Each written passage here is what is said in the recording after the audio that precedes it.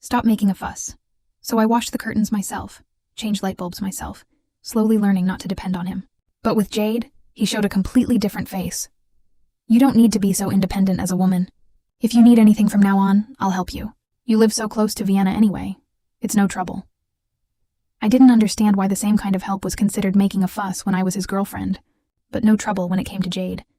I swallowed the bitterness in my heart and messaged Ethan. You two enjoy. I have things to do. It took him a long time to reply. Throwing another tantrum?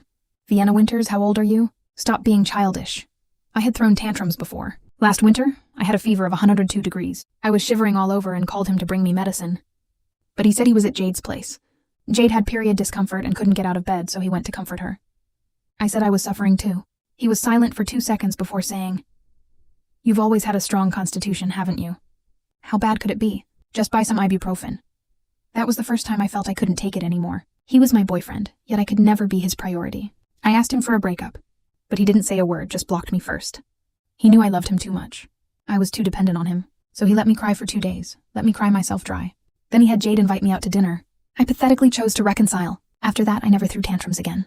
But this time was different. I wasn't throwing a tantrum. I was serious.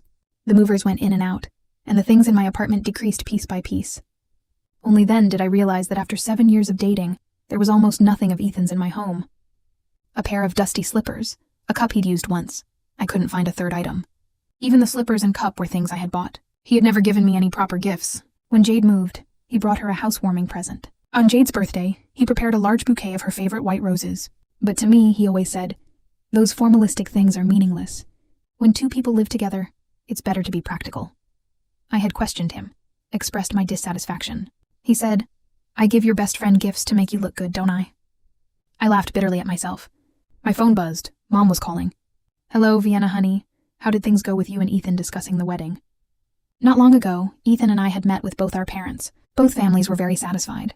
When it came time to set the wedding date, Ethan said his career was in an upward phase, and there was no rush to get married. At the time, though disappointed, I still understood his work pressure.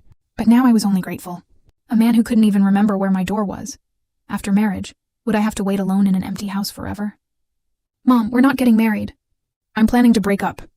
Mom's voice immediately became tense. Why? Did he wrong you somehow? No, I just suddenly feel we're not compatible.